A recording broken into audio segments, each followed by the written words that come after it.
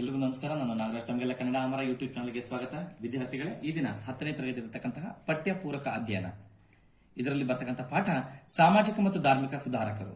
ಈಗಾಗಲೇ ಈ ಪಾಠದ ಬಗ್ಗೆ ನಾನು ಕ್ವಶನ್ ಆನ್ಸರ್ ಹಾಕಿದ್ದೀನಿ. ಎಕ್ಸಾಮ್ಗೆ ಬಹು ಆಯ್ಕೆ ಪ್ರಶ್ನೆಗಳು MCQ ಬರ್ಬೋದು ಅಂತಕ್ಕಂಥ ಉದ್ದೇಶ ಇಟ್ಕೊಂಡು ನಾನು MCQ ಪ್ರಶ್ನೆಗಳನ್ನು ತೆಗೆದಿದ್ದೀನಿ. ಬನ್ನಿ ಒಂದೊಂದೇ ಓದ್ತಾ ಹೋಗ್ತೀನಿ.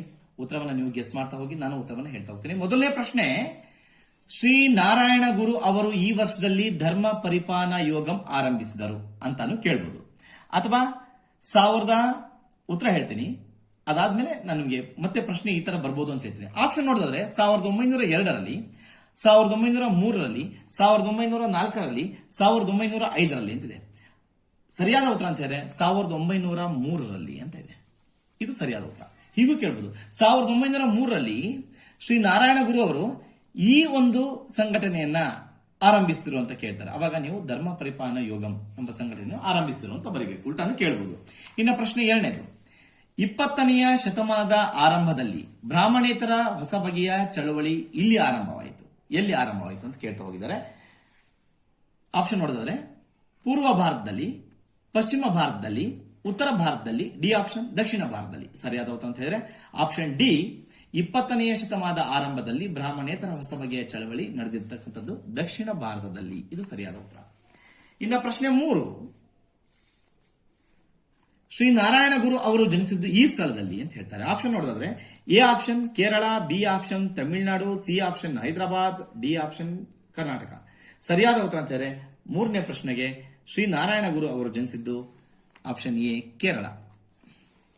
ಪ್ರಶ್ನೆ 4ನೇದು, ಶ್ರೀ ನಾರಾಯಣ ಗುರು ಸ್ಥಾಪಿಸಿದ ಪರಿಪಾಲನಾ ಯೋಗಂ ಸಂಘಟನೆಯ ಮುಖ್ಯ ಉದ್ದೇಶ ನೋಡಿ, ಮುಖ್ಯ ಉದ್ದೇಶ ಇದಾಗಿತ್ತು. ಯಾವ ಉದ್ದೇಶಕ್ಕೋಸ್ಕರ ಅವರು ಸ್ಥಾಪನೆ ಮಾಡಿದ್ರು ಅಂತಕ್ಕಂಥದ್ದು ನೋಡಿದ್ರೆ ಆಪ್ಷನ್ಗಳು ನೋಡ್ತಾ ಹೋಗೋಣ. ಎ ಆಪ್ಷನ್ ಧರ್ಮವನ್ನು ಪರಿಪಾಲಿಸುವುದು, ಬಿ ಆಪ್ಷನ್ ಸಮಾಜದ ಅಭಿವೃದ್ಧಿಗೆ ಶ್ರಮಿಸುವುದು, ಸಿ ಆಪ್ಷನ್ ಹಿಂದುಳಿದ ಮತ್ತು ಶೋಷಣೆಗೊಳಗಾದ ಸಮುದಾಯಗಳ ಸಬಲೀಕರಣ, ಆಪ್ಷನ್ ಡಿ ಜನರನ್ನು ಸಂಘಟಿಸುವುದು. ಹಾಗಾದ್ರೆ 4ನೇ ಪ್ರಶ್ನೆಗೆ ಸರಿಯಾದ ಉತ್ತರ ಯಾವ ಉದ್ದೇಶಕ್ಕಾಗಿ ಸ್ಥಾಪನೆ ಮಾಡಿದ್ರು ಅಂದ್ರೆ ಆಪ್ಷನ್ ಸಿ, ಇದು ಹಿಂದುಳಿದ ಮತ್ತು ಶೋಷಣೆಗೊಳಗಾದ ಸಮುದಾಯಗಳ ಸಬಲೀಕರಣ ಮಾಡಬೇಕು ಅಂತಕ್ಕಂಥ ಉದ್ದೇಶ ಇಟ್ಕೊಂಡು ಸ್ಥಾಪನೆ ಮಾಡಿದ್ರು. ಇನ್ನು ಪ್ರಶ್ನೆ 5, 20ನೇ ಶತಮಾನದಲ್ಲಿ ಬ್ರಾಹ್ಮಣೇತರರು ಹೋರಾಟ ಮಾಡಲು ಇದು ಕಾರಣವಾಗಿತ್ತು. ಅರ್ಥ ಆಯ್ತು ಅನ್ಕೊಂಡೆ ಪ್ರಶ್ನೆ.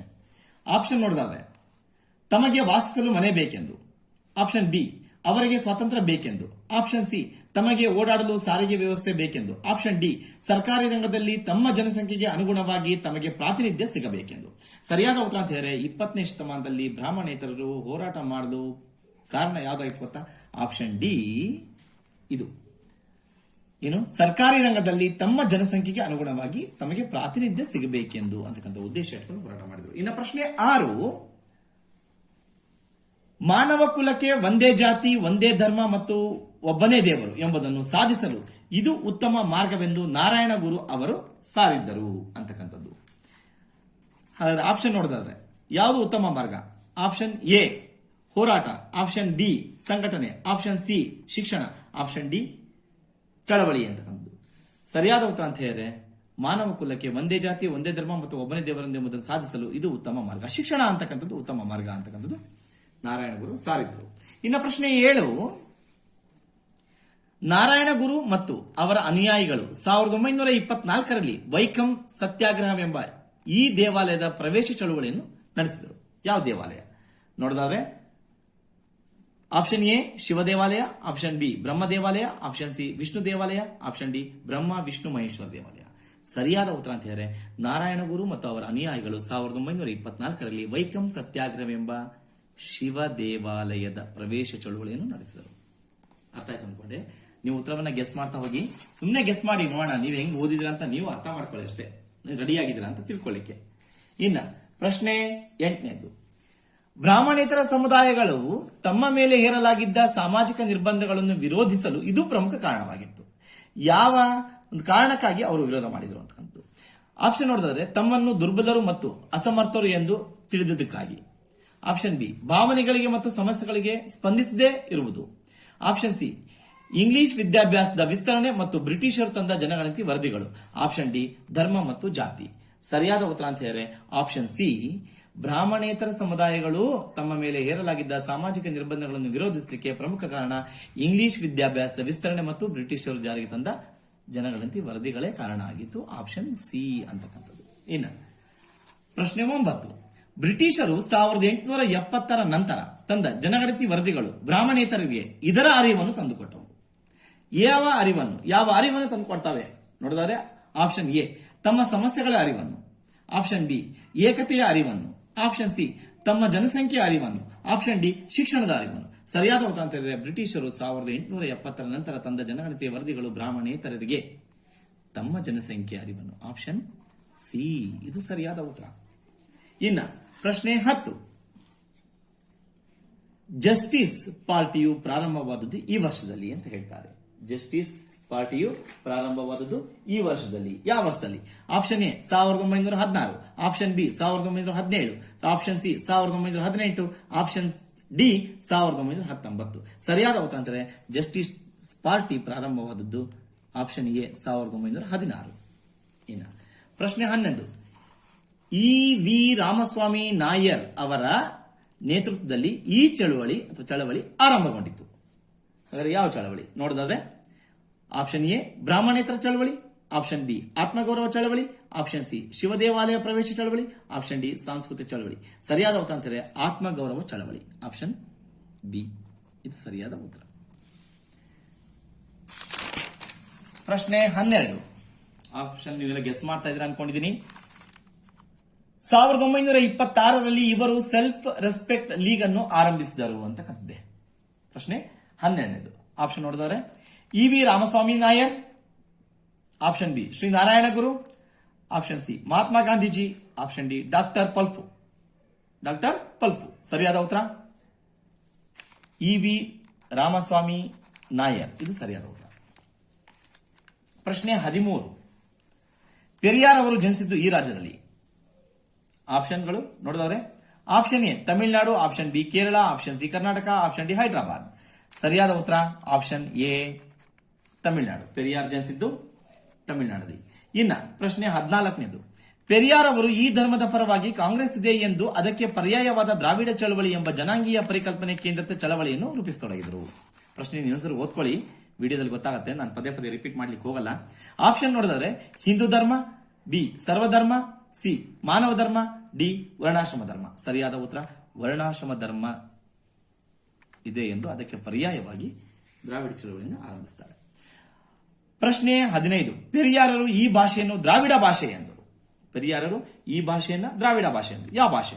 Option A Kannada, B Telugu, C Tamil, D Malayalam. ಸರಿಯಾದ ಉತ್ತರ ಅಂತಾರೆ ತಮಿಳು ಭಾಷೆಯನ್ನ ದ್ರಾವಿಡ ಭಾಷೆ ಅಥವಾ ದ್ರಾವಿಡ ಭಾಷೆ ಅಂತ ಕರೆದರು. ಪ್ರಶ್ನೆ 16. 1924ರಲ್ಲಿ ಈ ಸ್ಥಳದಲ್ಲಿ ನಡೆದ ಅಸ್ಪೃಶ್ಯರಿಗೆ ದೇವಾಲಯದ ಪ್ರವೇಶದ ಹಕ್ಕಿನ ಹೋರಾಟದಲ್ಲಿ ಪೆರಿಯಾರರು ಭಾಗವಹಿಸಿದ್ದರು. ಹಾಗಾದ್ರೆ ಎಲ್ಲಿ ನೋಡೋದಾದ್ರೆ ಕೇರಳದ ವೈಕಂನಲ್ಲಿ, ಬಿ ಕೇರಳದ ಗುರುವಾಯೂರಿನಲ್ಲಿ, ಸಿ ಕರ್ನಾಟಕದಲ್ಲಿ, ಡಿ ತಮಿಳುನಾಡಿನ ಈರೋಡಿನಲ್ಲಿ ಅಂತಿದೆ. ಈರೋಡಿನಲ್ಲಿ ಸರಿಯಾದ ಉತ್ತರ ಅಂತ ಹೇಳಿದ್ರೆ 1924ರಲ್ಲಿ ಕೇರಳದ ವೈಕಂನಲ್ಲಿ ನಡೆದ ಅಸ್ಪೃಶ್ಯರಿಗೆ ದೇವಾಲಯದ ಪ್ರವೇಶದ ಹಕ್ಕಿನ ಹೋರಾಟದಲ್ಲಿ ಪೆರಿಯಾರರು ಭಾಗವಹಿಸಿದರು. ಪ್ರಶ್ನೆ 17. ಇಲ್ಲಿನ ರಾಜಕೀಯ ಪಕ್ಷಗಳು ದ್ರಾವಿಡ ಎನ್ನುವ ಹೆಸರನ್ನು ತಮ್ಮ ಪಕ್ಷಗಳ ಹೆಸರಿನಲ್ಲಿ ಉಳಿಸಿಕೊಂಡಿವೆ. ಆಪ್ಷನ್ ನೋಡಿದರೆ Kerala, B Tamil Nadu, C Andhra Pradesh, D Karnataka. ಸರಿಯಾದ ಉತ್ತರ ತಮಿಳುನಾಡು ರಾಜಕೀಯ ಪಕ್ಷಗಳು ದ್ರಾವಿಡ ಎನ್ನುವ ಹೆಸರನ್ನು ತಮ್ಮ ಪಕ್ಷದ ಹೆಸರಿನಲ್ಲಿ ಉಳಿಸಿಕೊಂಡಿದ್ದಾವೆ. ಪ್ರಶ್ನೆ 18. ಇವರು ದ್ರಾವಿಡ ಕಳಗಂ ಎಂಬ ಸಂಘಟನೆಯನ್ನು ಹುಟ್ಟು ಹಾಕಿದರು. ಯಾರು?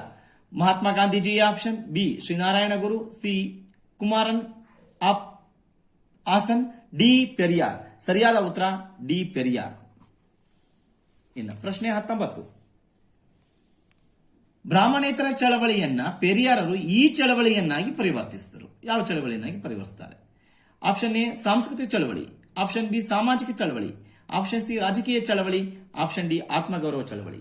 ಸರಿಯಾದ ಉತ್ತರ ಅಂತಿದೆ 19ಕ್ಕೆ ಬ್ರಾಹ್ಮಣೇತರ ಚಳವಳಿಯನ್ನ ಪೆರಿಯಾರರು ಸಾಂಸ್ಕೃತಿಕ ಚಳವಳಿಯಾಗಿ ಪರಿವರ್ತಿಸಿದರು ಅಂತಕ್ಕಂಥದ್ದು. ಇನ್ನು ಪ್ರಶ್ನೆ 20. ಇವರು ರಿವೋಲ್ಟ್ ಪತ್ರಿಕೆಯನ್ನು ಹುಟ್ಟು ಹಾಕಿದರು ಅಂತಿದೆ. ಹಾಗಾದ್ರೆ ಯಾರು ನೋಡಿದರೆ option A doctor Palpu, B Kumaran Asan, C Periyar, D Shri Narayana Guru. ಸರಿಯಾದ ಉತ್ತರ ಅಂತ ಹೇಳಿದ್ರೆ 20ನೇ ಪ್ರಶ್ನೆಗೆ ಪೆರಿಯಾರ್ ಇವರೇ ರಿವೋಲ್ಟ್ ಪತ್ರಿಕೆಯನ್ನ ಹುಟ್ಟುಹಾಕಿದರು. ಇನ್ನು ಪ್ರಶ್ನೆ 21, ಶ್ರೀನಾರಾಯಣ ಗುರು ಅವರು ಇದರ ಮೂಲಕ ಸಾಮಾಜಿಕ ಪ್ರತಿರೋಧದ ಚಳವಳಿಗಳನ್ನ ಪ್ರಾರಂಭಿಸಿದರು ಅಂತ ಹೇಳ್ತದೆ.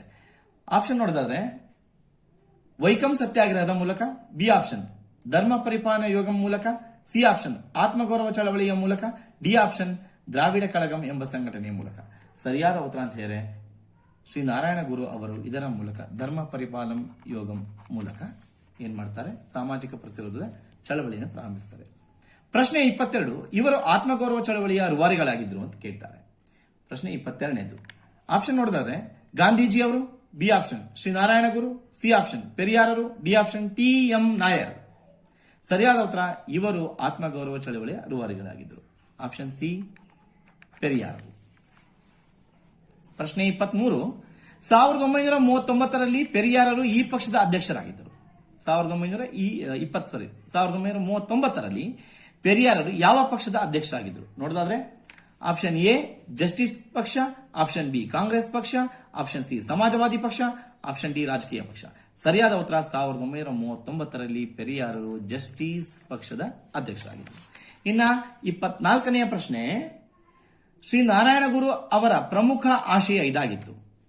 ಆಪ್ಷನ್ ಎ ಮಾನವ ಕುಲಕ್ಕೆ ಒಂದೇ ಜಾತಿ, ಆಪ್ಷನ್ ಬಿ ಮಾನವ ಕುಲಕ್ಕೆ ಒಂದೇ ಜಾತಿ ಒಂದೇ ಧರ್ಮ, ಆಪ್ಷನ್ ಸಿ ಮಾನವ ಕುಲಕ್ಕೆ ಒಂದೇ ಜಾತಿ ಒಂದೇ ಧರ್ಮ ಮತ್ತು ಒಬ್ಬನೇ ದೇವರು, ಆಪ್ಷನ್ ಡಿ ಮಾನವ ಕುಲಕ್ಕೆ ಒಂದೇ ಜಾತಿ ಒಂದೇ ಧರ್ಮ ಮತ್ತು ಹಲವು ದೇವರು ಅಂತಕ್ಕಂಥದ್ದು.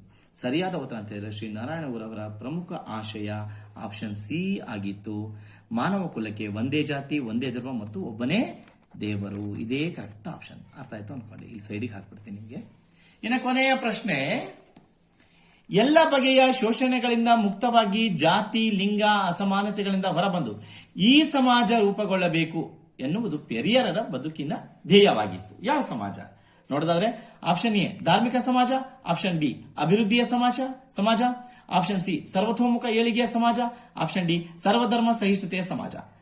ಹಾಗಾದ್ರೆ ಯಾವ ರೀತಿ ಸಮಾಜದ ರೂಪುಗೊಳ್ಳಬೇಕೆಂಬುದು ಅವರ ಧ್ಯೇಯವಾಗಿತ್ತು ಅಂತ ನೋಡೋದಾದ್ರೆ 25ನೇ ಪ್ರಶ್ನೆಗೆ ಆಪ್ಷನ್ ಡಿ, ಇದು ಸರ್ವಧರ್ಮ ಸಹಿಷ್ಣುತೆಯ ಸಮಾಜ ರೂಪುಗೊಳ್ಳಬೇಕೆಂಬುದು ಅವರ ಬದುಕಿನ ಧ್ಯೇಯವಾಗಿತ್ತು. ವಿದ್ಯಾರ್ಥಿಗಳೇ, ನಾನು ಬಹಳ ಎಷ್ಟಾಗುತ್ತೋ ಅಷ್ಟು ನಾನು MCQ ತೆಗೆದಿದ್ದೀನಿ. ನಿಮಗೆ ಯೂಸ್ ಆಗುತ್ತೆ ಅನ್ಕೊಂಡಿದ್ದೀನಿ. 1-2-3 ಸರಿ ರಿಪೀಟ್ ಮಾಡ್ಕೊಳ್ಳಿ, ಓದ್ಕೊಳ್ಳಿ. ನಿಮಗೆ ಸುಲಭ ಆಗುತ್ತೆ, ಎಕ್ಸಾಮಿಗೆ ಈಸಿ ಆಗುತ್ತೆ. ನಮಸ್ಕಾರ.